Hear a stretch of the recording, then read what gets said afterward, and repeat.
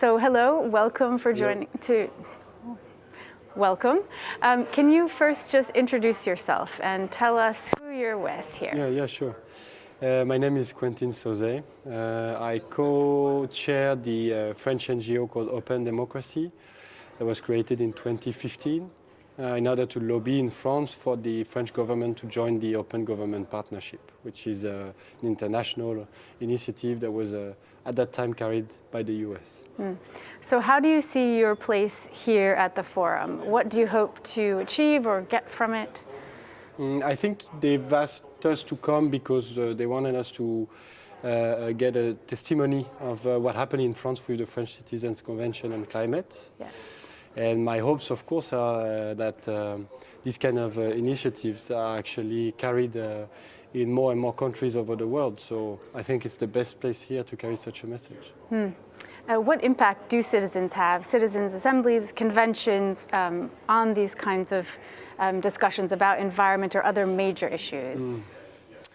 So I think if you want to understand what should be the impact, you have first to realize that we are currently living a democratic crisis all over developed countries.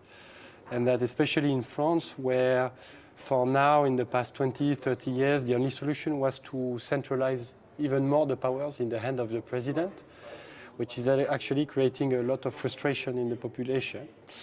And so these tools, deliberative tools or participative tools, are giving a way for citizens to believe, once again, in democracy. And our fight is to make sure that elected people understand that we are not here to replace them, but we are here to help them to do a better job and to integrate more the citizens in the decision-making process. So that's pretty much, I think, the basic idea that you have to keep in mind.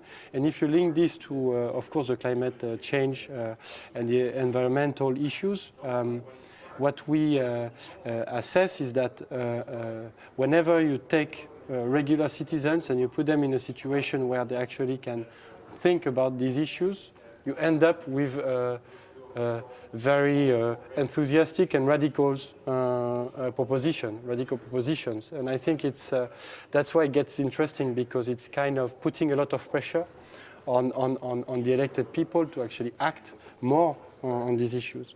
I mean, would you say that we've seen more participation from citizens in recent years on climate in France, in the rest of the world? I think it's, if you look at, I would talk more, of course, at a French level, but if you look at the latest polls, for the first time in the recent years, the environmental and climate issues are first. When you ask people about what do you care most and what should be treated in the next election, which is not what you find actually in the media in terms of priorities, but anyways. People are asking for that, but their point of entry in this sector is different from where you live and your background. So, for example, of course, if you look at the youth, they are involved a lot in this because they are asking a lot of questions for their future and what will it look like. And for now, it's completely blurred, and they want to have answers to that. But if you look at, for example, what happened in France with the Yellow Vest movement, people entered in the discussion, in the climate discussion, because they were facing a cliff in terms of prices for petrol. And so they ended up having discussions around environment and climate with this basic need, which is the price of petrol. So it's changing from different backgrounds. Do you get a sense that the French government is open to these kinds of, participatory events? France is kind of known for protest movements, but in the end, does it make them more willing to listen to the people?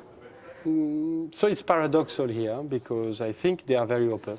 And honestly, what we've seen so far in France with the Great Debate and then the French Citizen Convention on Climate showed that the government is open to that. But they are not yet willing to do the last step, which is, it's nice to organize it in a proper way. And honestly, that's what I've mentioned during the panel, is that we had the best conditions in terms of budget, in terms of independence, and that's great. So we made something that is I would say, kind of best in class in terms of a deliberative process. But the last step is really to release a bit of their power.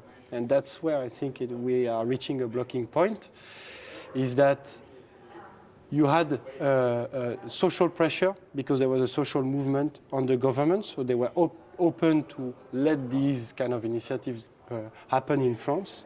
But as soon as the pressure kind of decreased, because the movement decreased, we've noticed that they've actually, they've actually closed the doors, and as soon as they could actually retain the power, they did so. So I'm not pessimistic, because I believe that you cannot stop this movement. It will happen in countries, and people are asking for that because people changed a lot. They are more educated. They want to participate. So we will end up with this. But the only question is it going to be too slow, so that people get too much frustration, and they will maybe want to go out of democracy and maybe go to more authoritarian elected people? Will we go fast enough in order to actually cope with this frustration? And we'll see this in the coming years in France, especially. That's the challenge, yes. Yeah. Thank you so much for joining us. Yeah, you're welcome.